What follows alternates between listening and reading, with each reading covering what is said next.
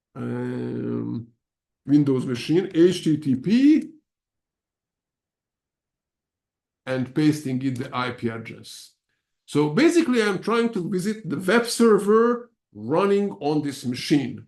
But there is no web server running on this machine because by default, they don't install it. It's not part of the default installation.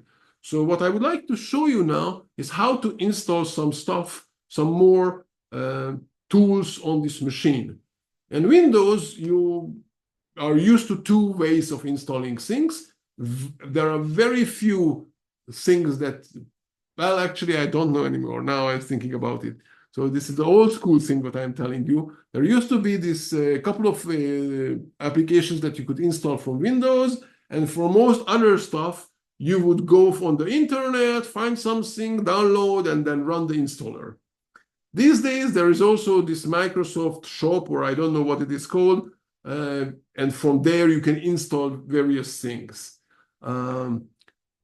This whole, which is similar to what you are used to on your mobile phone, which is called, I don't know what is it called, the App Store in in Apple, and Google Play, I think, where you can install for Android stuff. So all of these are basically copies of what the Linux systems had for, I don't know, 30 years now. So let's see how can you do it in Linux. In Linux, and specifically, now I'm talking about Ubuntu, and also it's the Debian-based system. So let me get back to this machine.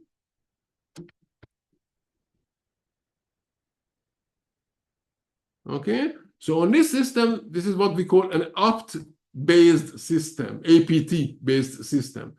So the first thing we need to do, if you'd like to start to install more applications, is to update the list of applications. On your mobile phone, it's done behind the scenes. Once in a while, your Android phone, let's say, downloads these lists. And so it will be able to compare the existing installations that you have, the applications that you already have, with the available applications or available versions in their Google Play Store, okay, or App Store. The same, basically, this is basically copied from here. So, but because we just installed this system, we don't have the list of all the packages that are available in the repository of Ubuntu. So the first thing we need to do is tell apt update. That basically now downloads from, it has various like 60 something sources for depending on the type of application.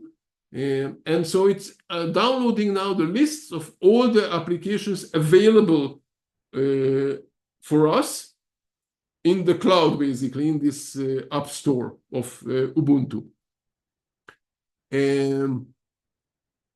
And now I could ask, so it even tells me apt list upgradable, apt list upgradable.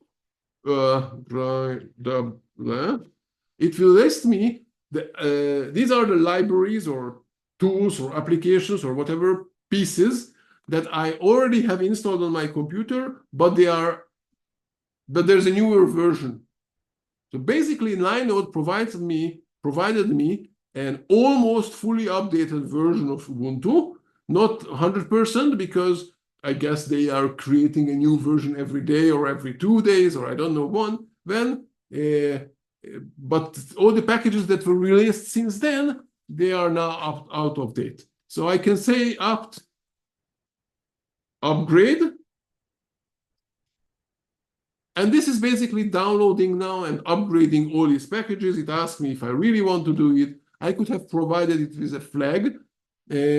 So for now, it's just upgrading a bunch of packages that were already installed on my machine. Less interesting. The more interesting is going to be installing more stuff. So you can say, let's say you would like to install, let me check it. Do we have Python? So we can type in which Python. That will tell me where is Python installed. because it didn't say anything, it means that Python is not installed. There can be also Python 3, so Python 3 is installed. In Linux, Python is usually referring to Python 2 for historical reasons. And if you'd like to use Python 3, then it's called Python 3. And apparently you have Python 3 installed.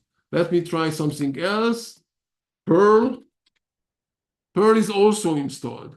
I don't know what else would like to know. Okay.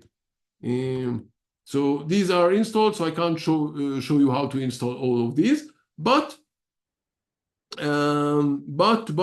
we can install a web server, because that's what I wanted to do earlier as well. So I can type in apt search to look for the packages that are, let's say, web server. So you might be familiar with the web server called Nginx, Nginx. So I'm going to search for it to find out what are the packages out there that can that provide it. And I can scroll here with the mouse. I see these are the various packages that are somehow related to Nginx.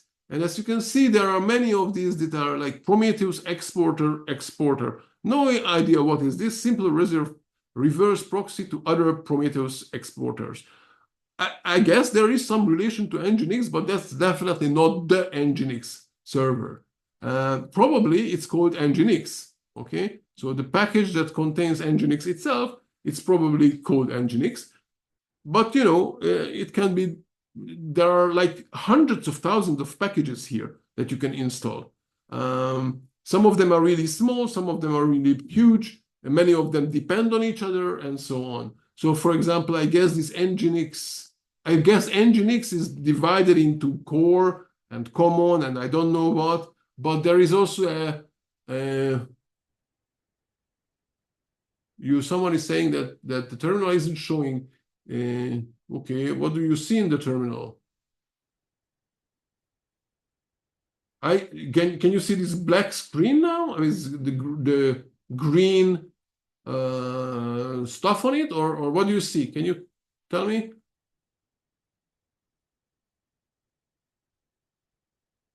Okay. Hi, sorry. I think it's now showing, but it used to be the other screen. I think the Windows, is that Windows? There was a GUI with a terminal that was showing. Okay, it's showing now. Yeah. It's now showing. So there was probably it's showing now. It's showing now. It's fine. So yeah. Probably there was some delay. I don't know. Okay. Okay. Thank you. I started to feel. Okay, good. Okay, so you see these are the various packages called underneath. Oh, there are a bunch of Python 3 things. Okay, I guess these are libraries somehow related to Python 3. Probably many of these you could also install with pip install if that's the type of thing. That's the way you would like to install, or with apt. The big difference, by the way, is that in order to install stuff with apt, you need to be able to run as a root user.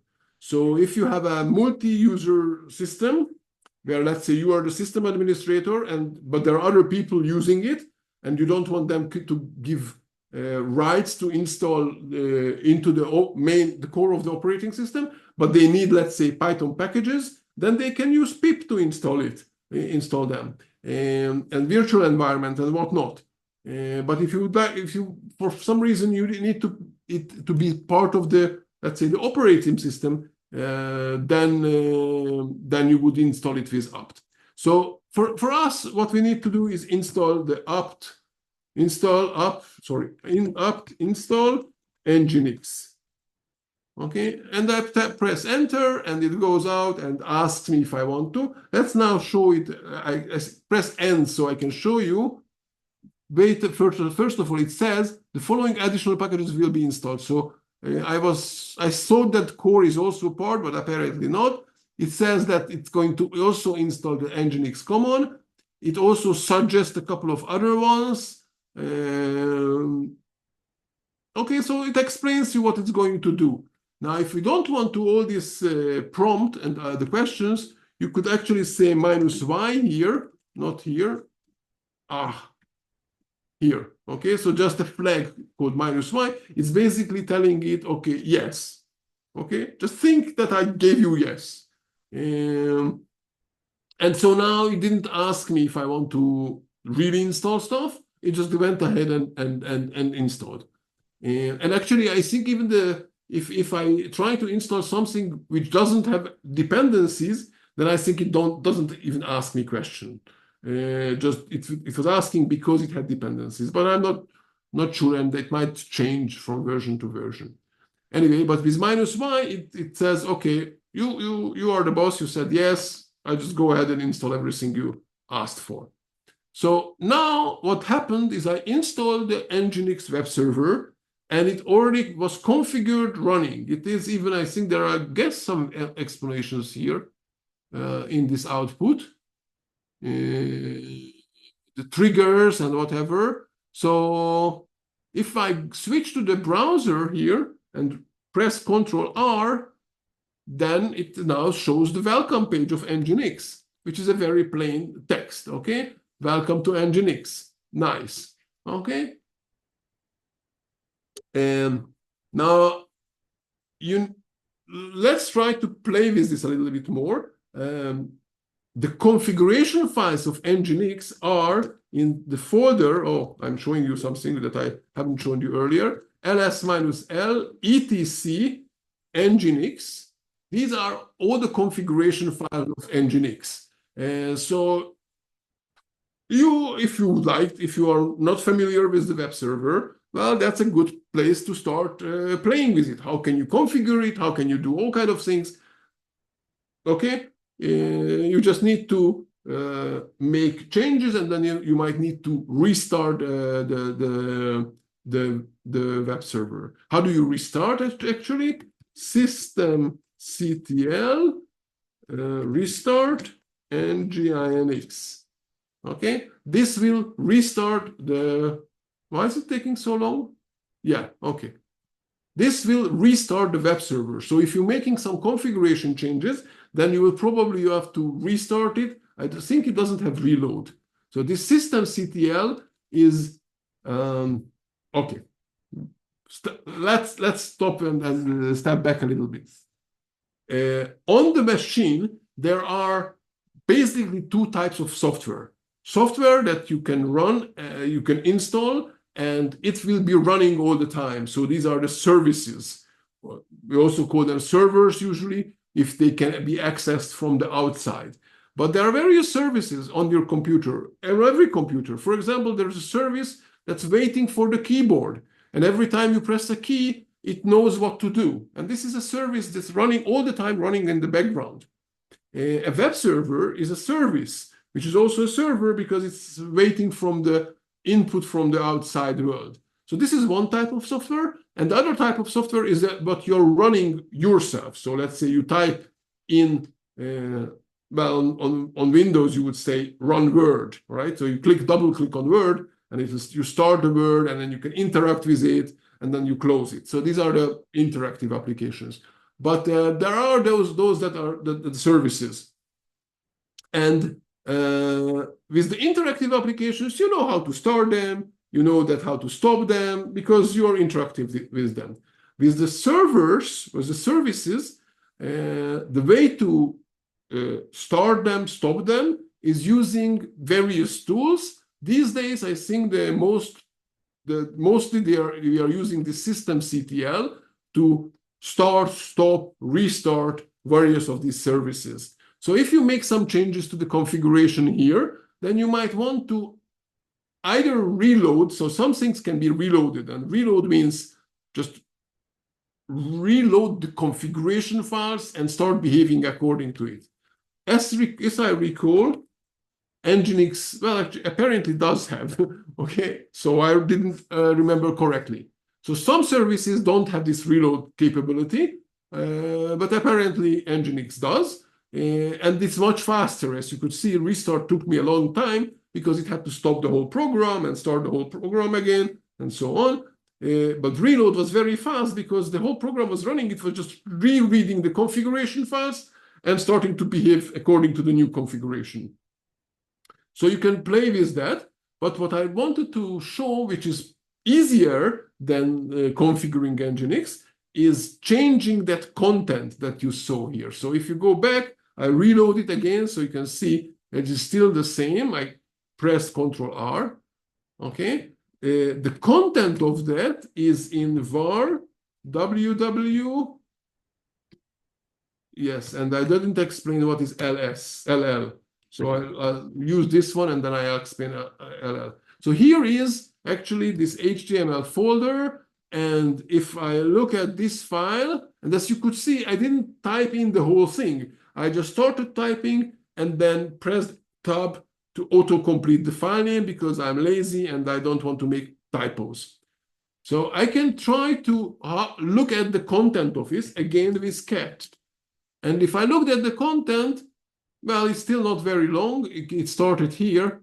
This is the content of that file. And I can use Nano to edit this file. Well, actually, and before I do that, now instead of typing in the whole thing again, I just press the up arrow because we have a history. So this terminal or shell actually behind the scene remembers all of your commands that you executed.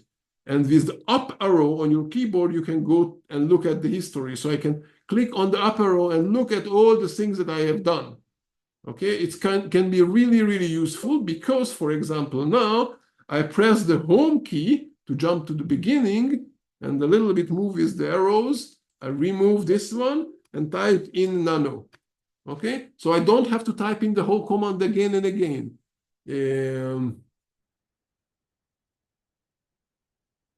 Okay.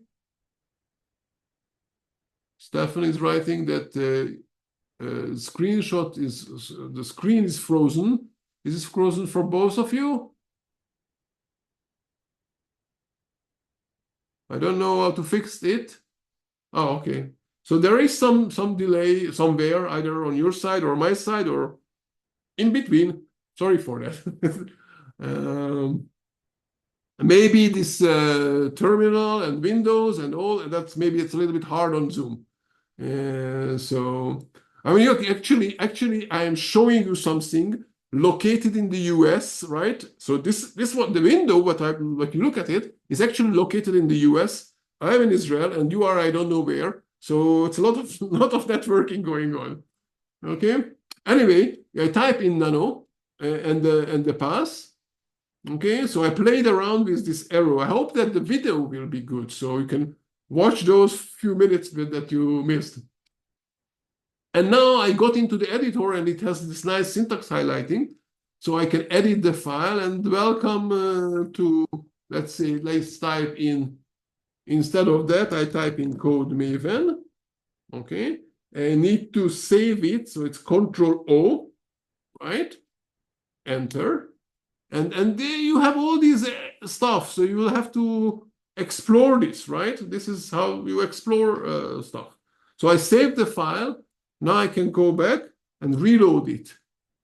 And it doesn't do anything. Why? Oh, what I changed is the title. What is the title? The title is what shows, I can't use the mouse here at the top. Okay, I didn't change this title. I changed what's on here at the top. I don't know if you can see it because the letters are so small. So let me fix the other one, change the other one. So here now I'm changing this one. Code Mavens. I'm going to put it in plural so you can see the difference. And I press Control O, save. Lovely. Come back here, Control R, and here we are. Now it's Code Mavens. Okay, so this way I could edit the website basically. Okay, now this is of course not the ideal way to do it because first of all you don't want to edit on the web server. Usually you want to edit offline and then you deploy it. Second, you don't want it to be served from the central folder, but you would like to configure it to be somewhere else. So there are a lot of things to do. Let me quit this editor.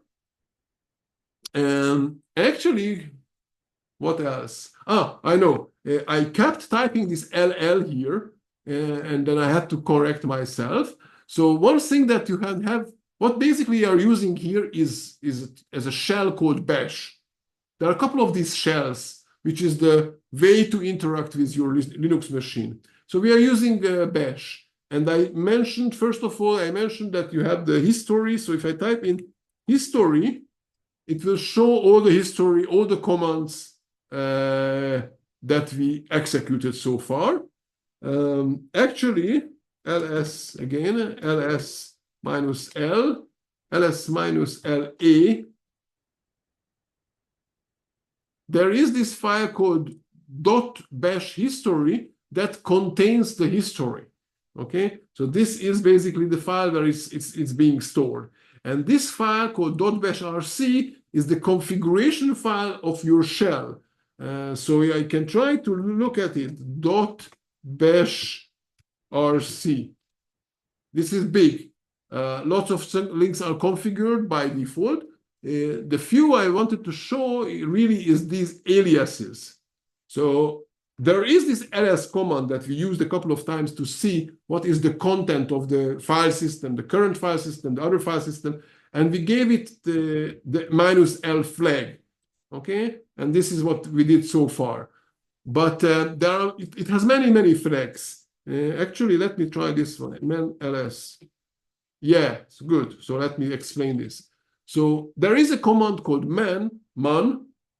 It's not from man, it's from manual. Okay, that's the short for manual. And that's the way how to show the documentation of commands in Linux. Of course, these days you can look up on the internet as well. But when you are here in the terminal, sometimes it's much easier just to type man ls and then look at the documentation. Now, this is actually using one of the paging softwares, which is we already seen the less software. So, but it's only showing you the first screen of this help. So you can use the down arrow, up arrow, or you can press space to go to the next page. Okay, I think you can press here question mark. No, that doesn't help. H maybe. Yes, I pressed H and then it shows me the help of the less program. So the one that is showing the manual. Okay, the most important part is the Q. Okay, you can see the Q. I press Q, this exits the help menu. I press Q here, I exited the less, which is, so this the man program shows the documentation through this less command, okay, basically. It takes the content, formats it, and gives it to less. And then you can use the less command, basically, or you are using the less command to go page up, page down, and so on. One interesting thing might be to stay / and then you can search. So I can type in / and then let's say -l, because we were dealing with that. And that shows me, well, I need to press N to find the one that at the beginning that's really discussing here. You can see this is the -l, use long listing format. Okay. So this is, you could see that ls has many of these flags. And the few common ones, for example, these AL and capital F. And because we are using so often, people are creating these shortcuts, basically, or short aliases, okay, that's the right word, aliases to be able to use less typing in order to execute some command. So if you are typing in ls -alf too often, okay, then instead of that, you could create an alias, put it in the .bash rc, so it will be defined every time you start your computer, or you can rely on the fact that they already have it. And then you can use, and they mapped LL to this one. So now if I type in LL, I get basically the same output because it's an alias for this the ls command with these flags. And what this does, it prints out, so ls regularly just displays the regular files and folders you remember these few lines. ls-l shows me, ls-a shows me all the files, including the hidden ones. And the dot and two, so dot refers to the current directory, 2 dots to the upper directory, to the parent directory. And then there are various files that start with dot, folders that start with dot. These are all hidden by default. It's not very hidden because you can type in ls-a and you can see them. So it's not that hidden. It's just that by default, you don't see them. So that's it. And -l would show you these long lists, and f, I don't remember, but we'll see maybe. What is the difference? Can you tell me the difference? I don't remember what is the difference.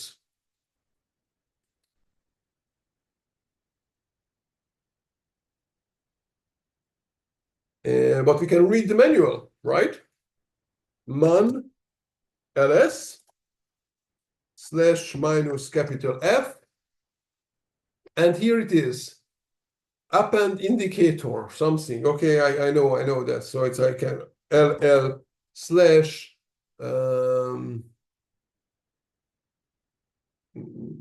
where is the indicator? I don't see it. Okay, I don't know. Okay, I thought I know. Doesn't matter. Okay, the point is that you can do tons of these things, and so we are really at the beginning. Okay, anything else you would? So I don't know what you expected, but if you have any expectation, I'm getting to the end basically, and obviously there are way too many things to show. But if you have any specific things that you would like me to show, then let me know it now, so I can discuss those topics. So think about it. In the meantime, I'm also thinking a little bit what else maybe I would like to show. I installed things. We could edit stuff. Supervisor. Okay, I'm not sure what supervisor is in this context. Okay. So I think supervisor, if I'm not mistaken, is one of those it's one of the application servers, if I'm not mistaken. But we can actually look for it. So maybe I would say Linux supervisor, because otherwise it would be way too many. A process control system. Okay.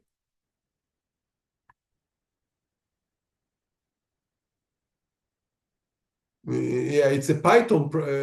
It's Python, not Python. It just looks like that. Maybe it's Python. Yeah. Okay. Well, yeah. I think it's right. So it's one of the other systems. There are a couple of systems in Linux that allow you to run services. Okay, like the one that there is a systemctl that we did. So I guess supervisor is one of those. It has the supervisor SCTL, okay, not the systemctl. So this is just one of the alternatives there.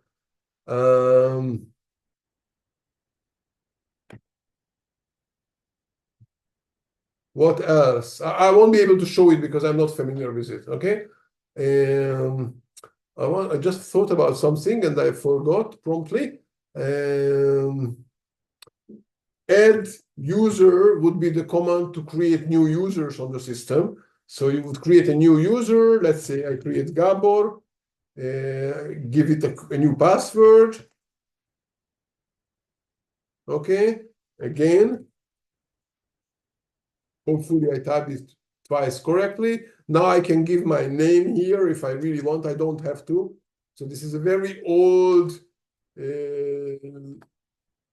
historical thing, and it created a user called Gabor. Now the thing is that Gabor is just a regular plain user. It can't do anything about the system,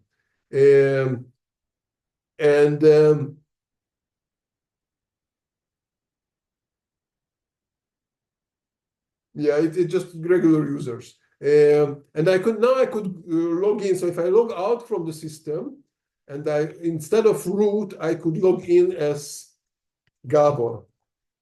So I typed in this one, and I type in the password. And now you will see that on the prompt at the beginning, it's called Gabor, because I am now Gabor. And if I type in pwd, then I am the /home/Gabor. Okay, so that is my home directory. And if I create a file here, no, actually there is a command called touch data.txt. So I know not good. There's a space. Okay, so this thing, this only the touch only if the file existed earlier, it would change the date on it, as if we actually edited it now. If the file doesn't exist, then it creates an empty file. So if I run now ls-l, you will see that there is a file called data.txt, which is empty. Okay, it's just a fun way to do it. And you can also see that it's owned by Gabor, so not by user root. Okay, and if I try to ls now, ls-l/root, the folder, I don't have the permission for that because I am just a regular user. On the other hand, I think I can etc config. I think I can no etc not nginx. Yeah, so I can read the configuration. I won't be able to edit files here, okay? Because they are all owned by root, and only root, the owner has rights to write. Okay, this W only exists here at this one, not here and not here. And I'm not the owner, I'm just Gabor, okay, and not root. So this is how the operating system protects basically itself. So I'm just quitting this one. By the way, what I'm doing here is pressing Control D, except and without, so I don't need to type in exit every time. Cool.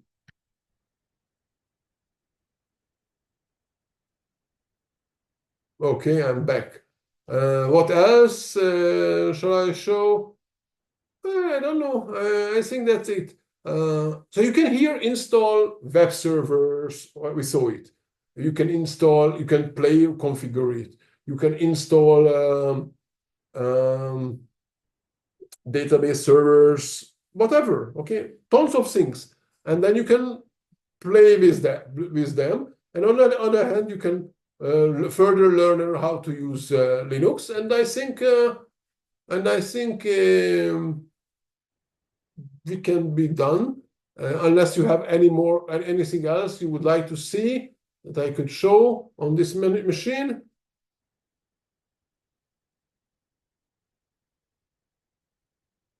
Like, quit this machine now, and viewing processes. Okay, very good. Okay, very important. Let me get back. So actually, I'm going to show you two things here. So here we are on this machine, and by the way, I could have shown you everything on my own Ubuntu. The part that you really, really needed is probably how you set up the machine over there. And besides that, you can do everything. So there is the command called ps that will show me the list of processes, but it only shows me a very limited list. So I can use ps ax w. Oh, I don't remember now. Yeah, this one probably. Oh, there are all kinds of commands. I always forget which one to use. All kinds of parameters. So this one is using the various processes. So the computer is running many things. It's not just the screen and that's it. Tons of things are running. Actually, there is a better way to view them. There's a command called top that will show you in black and white all the processes that are running, and most of them are not doing much. They are just waiting for input on the keyboard or whatever, access from the network, I don't know what stuff, time to change. Here you can see an aggregate of information on the machine, but let's try to have a nicer view, which is called is the H top. Okay, it's nicer, and I thought that it won't be. You're seeing the browser again only. Okay, sorry. Apparently there is some delay. So I showed you. Well, let me show you again. I showed the H top. The top first, which is just black and white and this stuff, and then I switched to H top, which is with colors, and it shows you at the top you can see the load on the CPU. Okay, the top, the use of the, which is nothing basically. My CPU doesn't. So this one CPU that I have doesn't do much. The memory that's being used, you might remember we have 1 GB memory. Well, almost. Only 110 is used with the web server already running. This is the uptime. So how long have we been running this machine? 55 minutes. So we are still under 1 cent. This is the load average. So this is basically how many processes are waiting to be run. It should be, in general, less than the number of CPUs you have. Why I'm saying now we have 1 CPU in here. Let me show you for a second my own computer. Oh, why do I have not? Yeah. So I can open a new terminal here. HTOP. This is now on my own computer, on my notebook. It has 16 cores. Very powerful one, or relatively powerful one. It has, I was sold 32 GB. It claims to have 27. I don't know where the other 5 is gone. But that's the memory. And quite a lot is used. Actually, I don't know why. Maybe, well, oh, I know, because the VirtualBox is running. So a Windows machine is running on the computer beyond my Linux machine. And Zoom is running. So this is my computer working. As you can see, the cores all of them are like 10, 20%. So each one of the cores, everything is working quite nicely. And the load average is 3, which is still very low because this is a 16-core machine. So it could actually run 16 things at the same time, really at the same time. Okay? And then you can play. You have these buttons at the bottom, and you can play with this. Yeah. Someone wanted to ask a question? Hello? It seems that someone is talking. But our connection is not that stable, apparently. Okay, what else shall I show? So this is again this is on the remote machine.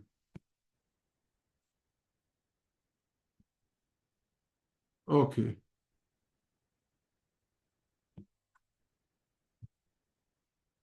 Remembered.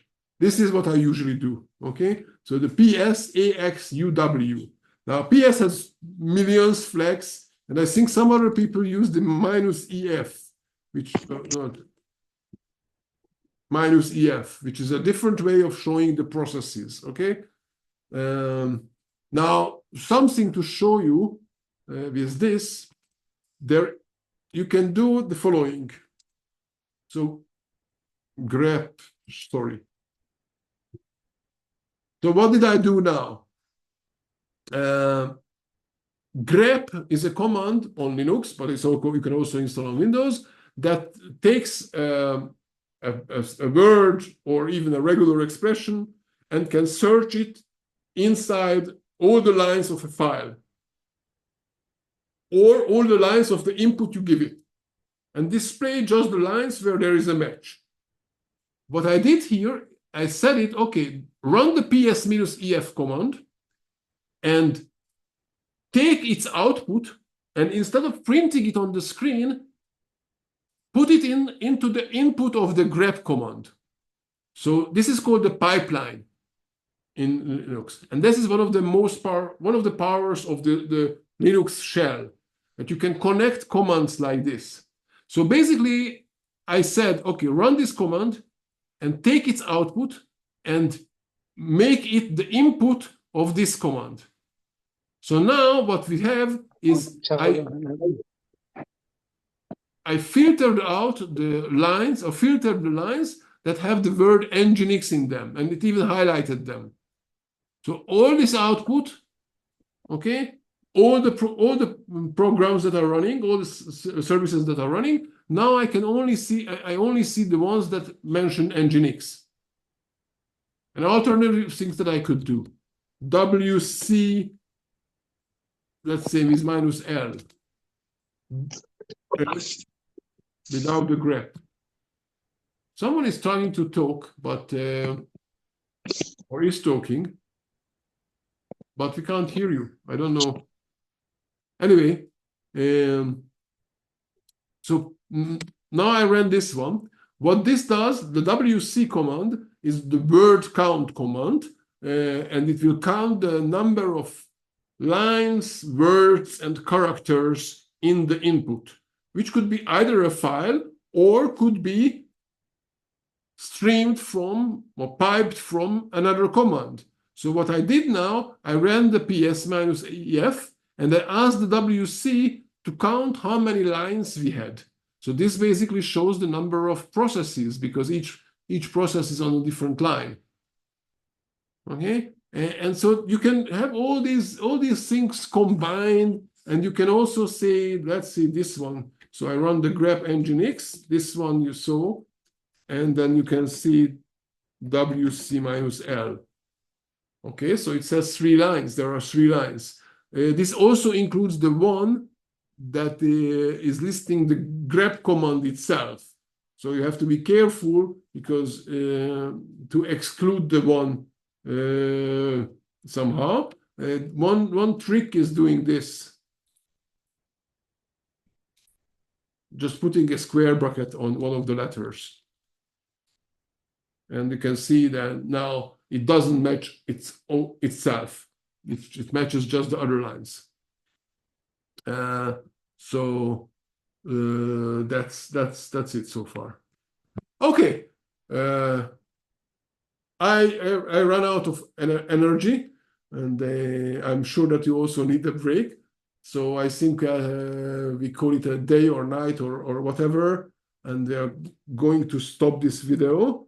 I'm leaving the terminal there, and before we stop the video, let me also show and to remind you not to forget this one, because then it will start costing you money. So first of all, I'm back to the manager of Linode. It shows me what happened on the computer. So you can see, oh, I was using the CPU a bit, and we had some disk in I/O, networking was working with IPv4 and IPv6, whatever, okay? So you can track something, what's going on at the network, okay? Stuff that I was doing. So you can have some information here about your machines. But the most important one for now is that we would like to shut it down, because we don't want, even though it's only $5 per month, still, why waste it? Now, it of course depends on you. Once I shut it down, everything is gone, right? All the once I destroy it, okay, not shut it down. So I could power off. But as far as I know, you pay in Linode by the existence of servers, not when it's running. Okay, I don't know if they have a plan where you only play when the things are running. Maybe it's, I don't know. Okay, haven't tried that. So what I'm doing now is destroying it. So I clicked on it and delete it. Okay, which means that if I create a new one, it will be empty. But that's fine. Okay. So if you would like to have the server around and keep going back to it, then don't delete it. And then maybe you can figure it out that maybe if you shut it down with the power off, then you might need to pay less or not to pay. I don't know. Okay, I don't know that. I think you still have to pay it. Okay, so delete. It wants me to type in this string. So I copy paste it. And I deleted it. Hopefully, I'm really fearful not to delete my real server, which is this one. Okay, so that's it. I think. Any questions? If not, then thank you for watching. Please like the video and just type quickly if you have a question. Like the video, follow the channel, tell others to follow the channel and like the video, invite other people to the Code Mavens meetup group. So GPU support. Apparently yes. Okay. GPU machines. Here you have. Starts with $1,000 an hour, a month. Sorry, $150 per hour. Okay, so it's a dedicated 32. These are the plans. No, oh, there are smaller ones. This is a smaller one. Yeah, it's dedicated for. I don't. What is this? No, this is the dedicated CPU. This is the GPU plan. Okay. So this is the cheapest one, apparently. What they offer is $150 an hour. Any other questions? I'm not a salesperson or a marketing person of them. They don't pay me. They just charge me money for using their services. But I like them, so I'm showing them. Okay. Okay, so thank you for being here and asking questions, and I'm shutting down the video. And if you still want to play around with it or ask questions, then that's also fine. Bye bye.